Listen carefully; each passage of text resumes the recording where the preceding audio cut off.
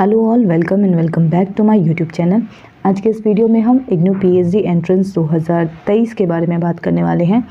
और ये एग्ज़ाम 2024 में कंडक्ट हुए हैं, लेकिन ये सेशन 2023 है। ठीक है, तो इसमें आप लोगों को कंफ्यूज होने की ज़रूरत नहीं है, क्योंकि इससे प्रीवियस वाले भी जितने भी एग्ज़ाम के पेपर मैंने अपलोड किए हैं अपने चैनल पे, उसमें 2021 लिखा हुआ है तो इट मीन्स उसका एग्ज़ाम 2022 में हुआ है। 2022 लिखा हुआ है तो इट मीन्स उसका एग्ज़ाम 2023 में हुआ है।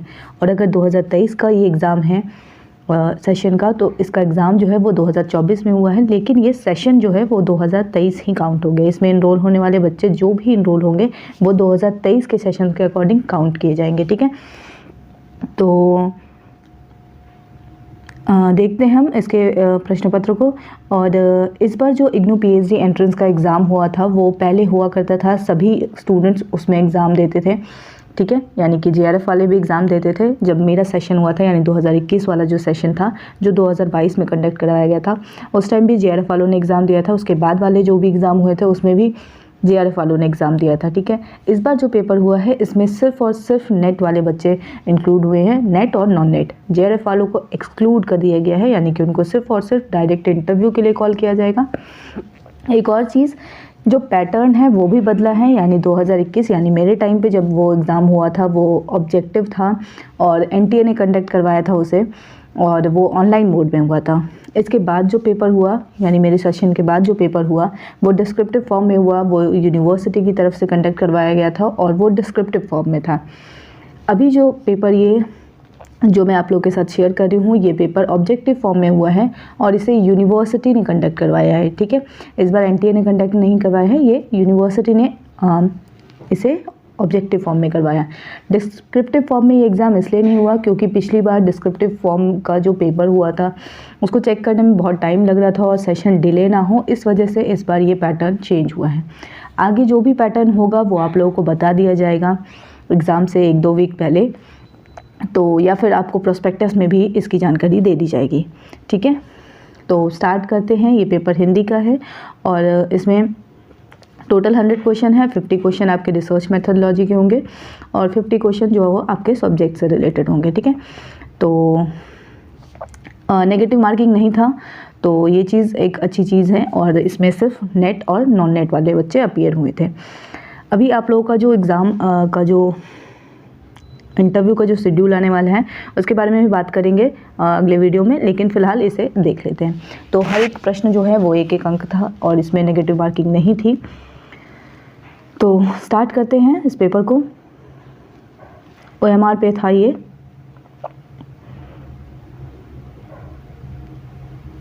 ठीक है, गलत उत्तर हेतु कोई ऋणात्मक अंकन नहीं होगा, यानी नेगेटिव मार्किंग नहीं है। तो पहला प्रश्न है, शोध कार्य है मौलिक लेखन, समीक्षात्मक लेखन, अन्वेषण, सिद्धांतों का अन्वेषण, सत्यापन, ज्ञान का विकास। तो शोध कार्य क्या है? इसका सही उत्तर है चौथा। शोध कार्य है सिद्धांतों का अन्वेषण, सत्यापन या ज्ञान का विकास करना। ठीक है, शोध कार्य में हम क्या करते हैं? सिद्धांतों का अन्वेषण करते हैं, सत्यापन करते हैं और ज्ञान का विकास करते हैं। ठीक है, तो पहले प्रश्न का सही उत्तर है चौथा। अगला प्रश्न देखते हैं, शिक्षा में अनुसंधान का मुख्य उद्देश्य क्या है? शिक्षा में अनुसंधान का मुख्य उद्देश्य होता है व्यक्ति के विकास में सहायता करना। ठीक है, शिक्षा में अनुसंधान का मुख्य उद्देश्य क्या होता है? व्यक्ति के विकास में सहायता करना। अगला प्रश्न देखते हैं,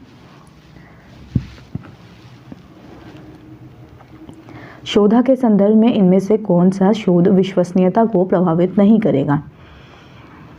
तो विश्वसनीयता को प्रभावित नहीं करने वाला जो पक्ष है वो है आपका चौथा, साहित्य समीक्षा के लिए प्रयुक्त स्रोतों की संख्या। ठीक है, आप कितने स्रोत का इस्तेमाल कर रहे हैं उसकी क्वांटिटी मैटर नहीं करती है, क्वालिटी मैटर करती है। आंकड़े संग्रह के लिए असंगत निर्देश ये आपको प्रभावित कर सकता है आपकी विश्वसनीयता को। अनुसंधान प्रक्रिया के दौरान बदलती परिस्थितियां शायद इसको प्रभावित कर सकती है। गलत डिज़ाइन या तात्कालिक माप उपकरण के द्वारा ये प्रभावित हो सकते हैं, लेकिन आपने कितने स्रोतों की संख्या जुटाई है वो इसका कोई लेन देन नहीं है। ठीक है, तो जो शोध के संदर्भ हैं वो इससे प्रभावित नहीं होते हैं। अगला प्रश्न हम देखते हैं, मात्रात्मक विधियां किसके अंतर्गत आती हैं? मात्रात्मक विधियाँ प्रत्यक्षवाद के अंतर्गत आती हैं। ठीक है, इसका सही उत्तर है तीसरा। अगला प्रश्न देखते हैं, शोध पद्धति क्या है? शोध पद्धति क्या है? शोध प्रक्रिया का विस्तृत खाका है। ठीक है, आप जो शोध करेंगे उसका विस्तृत खाका शोध पद्धति बतलाती है। अगला प्रश्न देखते हैं,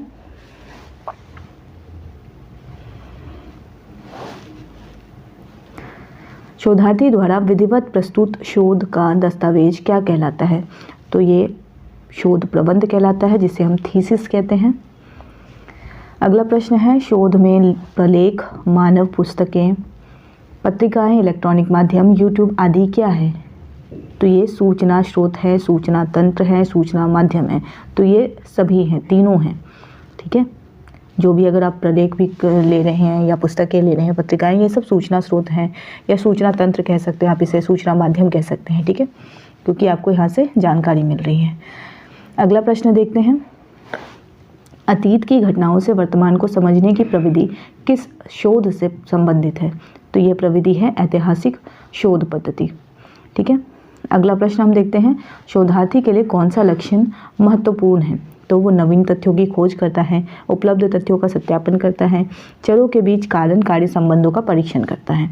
तो शोधार्थी के लिए ये तीनों ही महत्वपूर्ण हैं। तो इसका सही उत्तर होगा चौथा। अगला हम देखते हैं,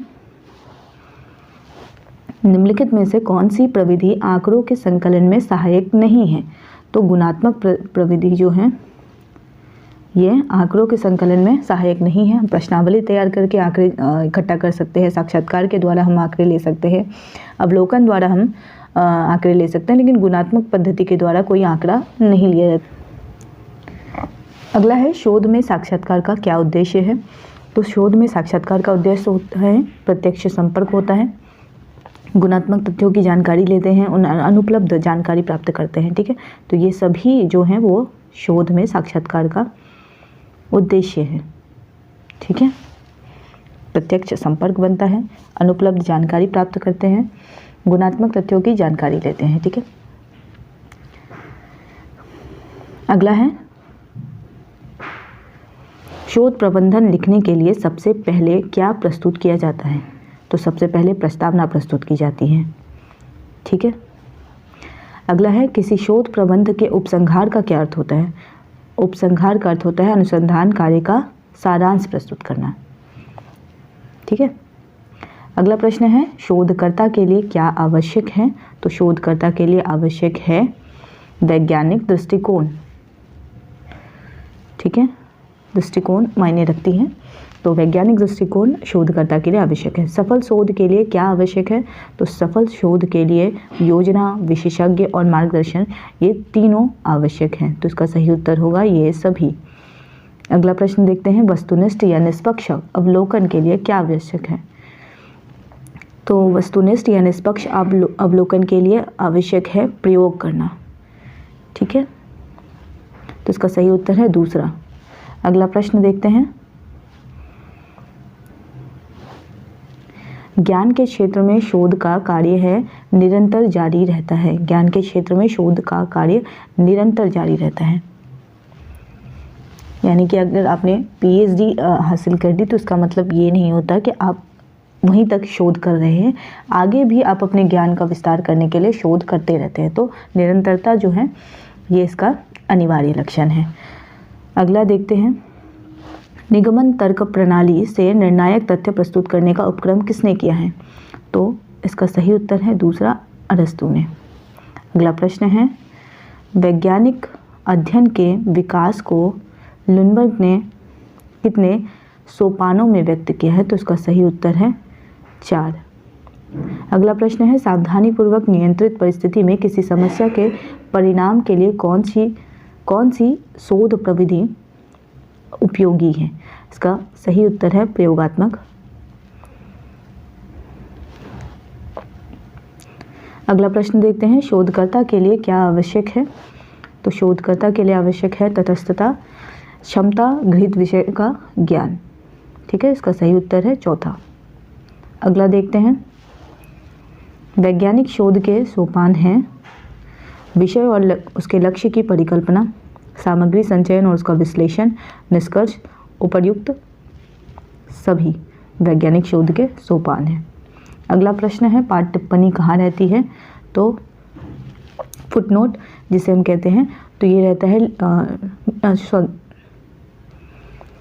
जिसे हम कहते हैं, तो पाठ टिप्पणी कहाँ रहती है, ये पृष्ठ के नीचे या अध्याय के अंत में, तो ये फुटनोट है।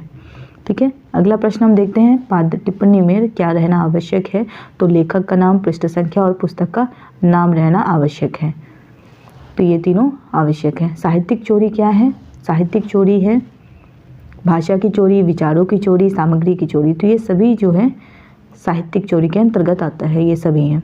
इतिहास की सामग्री के प्रमुख स्रोत क्या हैं, इतिहास के सामग्री के प्रमुख स्रोत लिखित हो सकते हैं या फिर परंपरा में की चीज़ें होती हैं। ठीक है, लिखित सामग्री एवं परंपरा जो है वो हमारी इतिहास की सामग्री के प्रमुख स्रोत हैं। अगला प्रश्न देखते हैं, मात्रा या परिमाण के मापन पर आधारित कौन सा शोध होता है, यह इसका सही उत्तर है मात्रात्मक तथा गुणात्मक शोध। अगला प्रश्न है शोध पद्धति के तत्व क्या हैं, तो शोध पद्धति के तत्व हैं अवधारणाएं, सिद्धांत, प्रतिज्ञप्तियां या प्राक कल्पनाएं, तो इसका सही उत्तर है चौथा। शोध पद्धति के तत्व हैं अवधारणा है, सिद्धांत भी हो सकते हैं, प्रतिज्ञप्तियां या प्राक कल्पनाएं हो सकती हैं। ठीक है, अगला प्रश्न देखते हैं व्यक्तिगत दस्तावेज क्या हैं, तो ये आत्मपरक विचार, मूल्य आदि हो सकते हैं व्यक्तिगत दस्तावेज। स्वान विश्लेषण प्रविधि किस शोध के लिए है, तो स्वान विश्लेषण पद्धति जो होती है ये मनोविश्लेषण के लिए है। ठीक है, अगला प्रश्न है इदम अहम परा अहम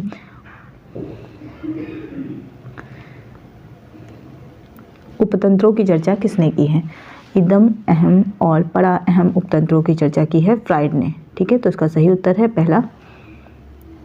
अगला देखते हैं अचेतन मन के मानव व्यवहार का विश्लेषण किस शोध के लिए आवश्यक है, तो इसका सही उत्तर है दूसरा मनोविश्लेषण। अगला देखते हैं वस्तुनिष्ठ शोध प्रविधि है पूर्वाग्रह रहित, तटस्थ या केवल तथ्यों पर आधारित, तो वस्तुनिष्ठ शोध प्रविधि तभी होगी जब आप तटस्थ होकर केवल तथ्यों पर आधारित जानकारी ही प्रस्तुत करते हैं। ठीक है, पूर्वाग्रह से रहित होते हैं जब, तो इसका सही उत्तर है पहला। अगला देखते हैं जनगणना की आवश्यकता किस शोध में होती है, तो जनगणना की आवश्यकता होती है समाजशास्त्रीय पद्धति में। ठीक है, किस शोध प्रविधि में घटकों को मापा जाता है, तो घटकों को मापा जाता है मात्रात्मक पद्धति में।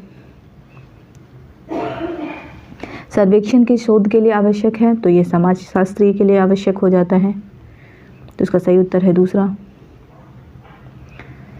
अगला प्रश्न है अनुसंधान का अंतिम चरण किससे संबंधित होता है, अनुसंधान का अंतिम चरण जो है वो प्रतिवेदन से संबंधित होता है। विभिन्न विषयों के ज्ञान को एकीकृत करने में मदद करता है अंतर अनुशासनिक उपागम। ठीक है, विभिन्न विषयों के ज्ञान को एकीकृत करने में मदद करता है इंटरडिसिप्लिनरी अप्रोच। ठीक है, यानी कि पहला अंतर अनुशासनिक उपागम। अगला प्रश्न देखते हैं एक ही अवधारणा को एक से अधिक विषयों के माध्यम से सीखने का दृष्टिकोण है वो बहु अनुशासनात्मक उपागम है। ठीक है, मल्टीडिसिप्लिनरी अप्रोच। एक ही अवधारणा को एक से अधिक विषयों के माध्यम से सीखने का दृष्टिकोण है ये।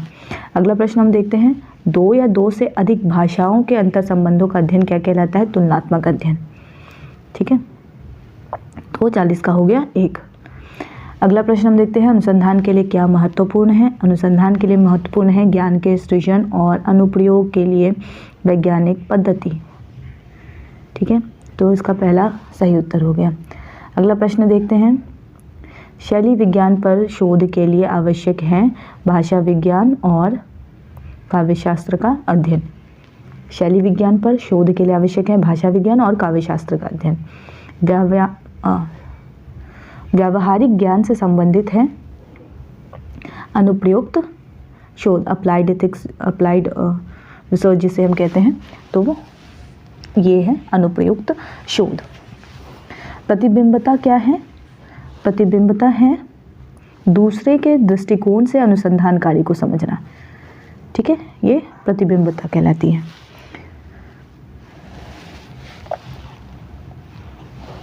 ब्रोनिस्लाव मेलिनोवस्की ने क्षेत्रीय कार्य को किस शोध की विशेष पद्धति के रूप में स्थापित किया है?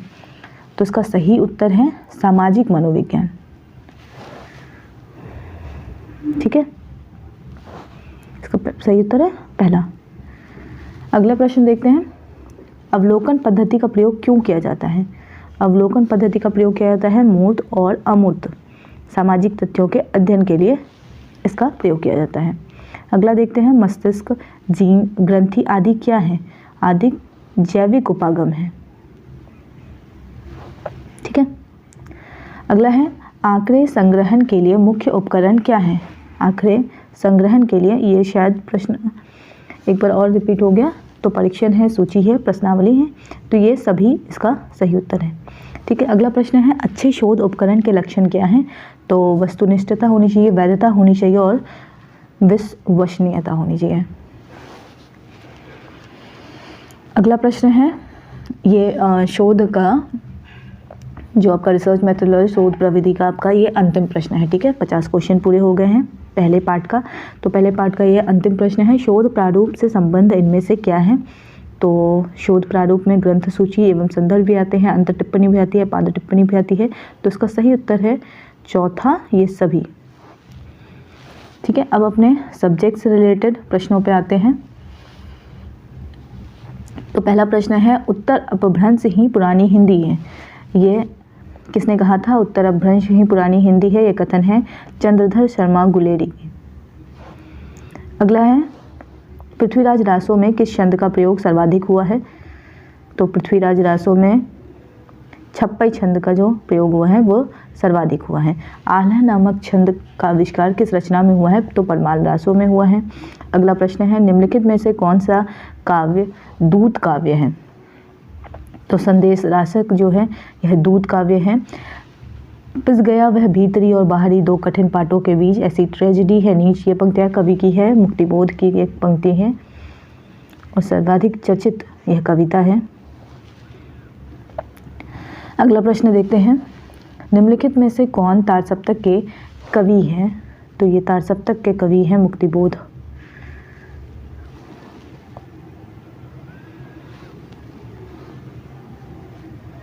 ठीक है, तीसरा। अगला प्रश्न देखते हैं, पुरानी जूतियों का कोरस किसकी रचना है? तो ये है, इसका सही उत्तर है पहला, नागार्जुन। बेचैन है हवाएं सब और बेकली है, कोई नहीं बताता किश्ती किधर चली है, किस कवि की पंक्तियां हैं? तो रामधारी सिंह दिनकर की कविता है की पंक्ति है। वंदे वाणी विनायको किसका निबंध संग्रह है? तो यह राम वृक्ष बेनीपुरी का निबंध संग्रह है। पृथ्वीराज रासो बिल्कुल अनैतिहासिक ग्रंथ है, यह कथन किस आलोचक का है?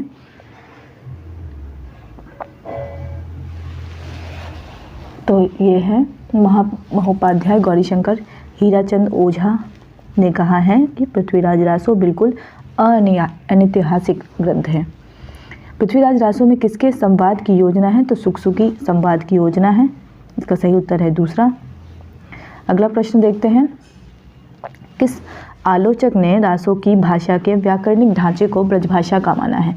तो डॉक्टर धीरेन्द्र वर्मा का ये मत है कि रासो की भाषा के व्याकरणिक ढांचा को उन्होंने ब्रजभाषा माना है। अगला प्रश्न है, जोगी जाति का संबंध नाथ पंथ से है, यह कथन आचार्य हजारी प्रसाद द्विवेदी जी का यह कथन है, जोगी जाति का संबंध नाथ पंथ से है। अगला प्रश्न है, कबीरदास ऐसे ही मिलन बिंदु पर खड़े थे जहाँ से एक और हिंदुत्व निकल जाता है, दूसरी ओर मुसलमानत्व, यह कथन किस आलोचक का है? तो यह भी हजारी प्रसाद द्विवेदी का है। तो कबीर के विषय में यह उन्होंने कहा है, कबीर ने धर्म और जीवन में कोई भेद नहीं रहने दिया है, यह कथन किसका है? तो यह कथन है रामकुमार वर्मा का, डॉक्टर रामकुमार वर्मा का यह कथन है, कबीर ने धर्म और जीवन में कोई भेद नहीं रहने दिया है। अगला प्रश्न देखते हैं, जायसी यदि सूफी कवि हैं तो कुजात सूफी हैं, तो इसका सही उत्तर है विजयदेव नारायण शाही। यदि सूफी हैं तो गुजरात सूफी हैं। अगला प्रश्न,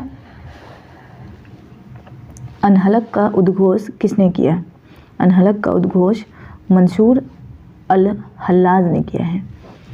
राधा और कृष्ण परम चैतन्य के ही दो रूप हैं, ये किसका कथन है? मैनेजर पांडे का। मैनेजर पांडे ने कहा है राधा और कृष्ण परम चैतन्य के ही दो रूप हैं। अगला प्रश्न देखते हैं, लालची ललाट बिललाट द्वार द्वार दीन। तुलसीदास की यह पंक्ति उनकी किस रचना से उद्धृत है? तो यह है कवितावली से। लालची ललाट बिललाट द्वार द्वार दीन। अगला प्रश्न है, जयशंकर प्रसाद को बौद्धिक कवि किस आलोचक ने कहा है? तो रमेश चंद्र शाह ने बौद्धिक कवि कहा है जयशंकर प्रसाद को। अगला प्रश्न देखते हैं, प्रलय की छाया किस पत्रिका में प्रकाशित हुई थी? तो यह हंस में प्रकाशित हुई थी। प्रलय की छाया हंस में प्रकाशित हुई थी। अगला प्रश्न देखते हैं, एक अर्ध सत्य ने युधिष्ठिर के मेरे भविष्य की हत्या कर डाली है। एक अर्ध सत्य ने युधिष्ठिर के मेरे भविष्य की हत्या कर डाली है, अंधा युग में है, किसका कथन है? तो यह अश्वत्थामा का कथन है। जगमोहन किस नाटक का पात्र है? तो यह आधे अधूरे का पात्र है। अगला प्रश्न देखते हैं, राजधर्म आचार्य धर्म वीर धर्म सब पर सोने का पानी फिर गया, सब टका धर्म हो गए, किस निबंध से उद्धृत है? तो यह लोभ और प्रीति निबंध से उद्धृत है। भीम वर्मा किस नाटक का पात्र है? तो यह स्कंदगुप्त पात्र का नाटक का पात्र है। हम बिच्छ नहीं हैं कि अनायास ही सबको डंक मारते फिरे, गोदान में है, किसका कथन है? गोदान में यह कथन है राय साहब का। राय साहब कहते हैं कि हम बिच्छ नहीं हैं कि अनायास ही सबको डंक मारते फिरे। अगला प्रश्न है, अच्छा ईमान से बताओ शाह कितने रुपए दिए थे जिसके अब 300 हो गए? गोदान में मंगरू शाह से यह कौन पूछता है? तो यह पूछा जाता है, यह पूछता है शोभा। अच्छा ईमान से बताओ शाह कितने रुपए दिए थे जिसके अब 300 हो गए? तो गोदान में मंगरू शाह से पूछने वाला कौन है? शोभा। धरती धन्ना अपना उपन्यास कब प्रकाशित हुआ था? तो यह 1972 में प्रकाशित हुआ था। अगला प्रश्न देखते हैं, ये संस्कृति जैसे शब्द अगर डिक्शनरी से निकाल दिए जाएं तो देश के लिए बहुत अच्छा होगा। सूखा बरगद में है, किसका कथन है?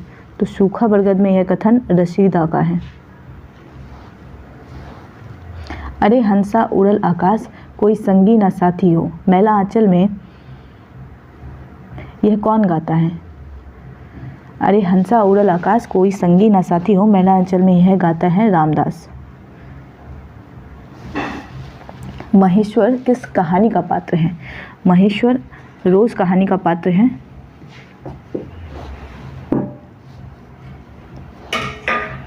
अगला प्रश्न है, नई कहानी नाम का प्रचलन कब हुआ?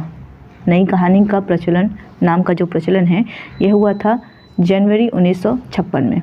क्या ब्राह्मण और क्या श्रमण मनुष्यता दोनों ही जगह विरल है कुमार। बाणभट्ट की आत्मकथा में यह किसका कथन है? यह कथन आचार्य वसुभूति का है। ठीक है, यह कथन आचार्य वसुभूति का है। अगला प्रश्न, तददोषो शब्दार्थो सगुना वर्णकृति पुनः क्वापि, यह किस आचार्य का कथन है? यह कथन आचार्य मम्मट का है। अगला प्रश्न है, पंडित राज जगन्नाथ किस शताब्दी में हुए हैं? तो यह 17वीं शताब्दी में हुए हैं। तो इसका सही उत्तर है दूसरा। अगला प्रश्न देखते हैं, काव्य एक महान सामाजिक क्रिया है, यह कथन किस आलोचक का है? यह है रामविलास शर्मा। ठीक है, तो इसका सही उत्तर है दूसरा। अगला प्रश्न है, काव्य सबसे पहले शब्द और है और अंत में भी यही बात बच जाती है कि काव्य शब्द हैं, यह कथन अज्ञेय है। तो 87 का सही उत्तर है पहला। अगला प्रश्न है, काव्य यशेषे अर्थकृति व्यवहार विदय, यह किस आचार्य का मत है? यह है मम्मट का मत। तो इसका सही उत्तर है पहला, आचार्य मम्मट। संचारी भावों की संख्या कितनी है? तो यह है 33। अगला प्रश्न देखते हैं, न्यू एसेज ऑन एस्थेटिक किसकी रचना है? तो ये बेनेडितो क्रोचे का है। अगला प्रश्न है ला कृतिका पत्रिका किसने निकाली, तो ये भी क्रोचे का है।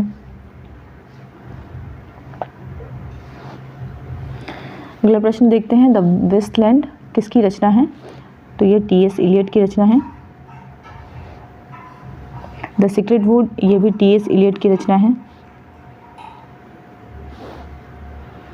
अगला प्रश्न है बिंबवाद के प्रवर्तन का श्रेय किसको जाता है, टी.ई. ह्यूम को बिंबवाद के प्रवर्तक का श्रेय दिया जाता है। मालवी बोली हिंदी की किस उपभाषा से संबंधित है, तो यह राजस्थानी उपभाषा से संबंधित है। अगला प्रश्न देखते हैं उत्तरकाशी में कौन सी बोली बोली जाती है, तो यह है गढ़वाली। अगला प्रश्न है किसके अनुसार भाषा आदतों का समुच्चय है, तो यह ब्लूमफील्ड ने कहा है। अगला प्रश्न देखते हैं आधुनिक युग के प्रथम भाषा वैज्ञानिक किसको माना जाता है, तो ये सश्यूर है। अगला प्रश्न है भाषा प्रतीकों की व्यवस्था है ये किसकी मान्यता है, इसका भी सही उत्तर पहला सश्यूर ही है। तो दूसरे खंड का अंतिम प्रश्न है पश्चिमी हिंदी उपभाषा के अंतर्गत आने वाली बोली इनमें से कौन सी है, तो इसका सही उत्तर है बांग्रो। तो ये थे 100 प्रश्न पीएचडी हिंदी एंट्रेंस 2023 के, और ये 2024 7 जनवरी 2024 को यह एग्ज़ाम कंडक्ट करवाया गया था। तो वीडियो को यहीं पे एंड करते हैं। वीडियो को एंड तक देखने के लिए थैंक यू सो मच। और इंटरव्यू से रिलेटेड जो भी सवाल होंगे या जो भी अपडेट आएगा वो नेक्स्ट वीडियो में कवर कर दिया जाएगा।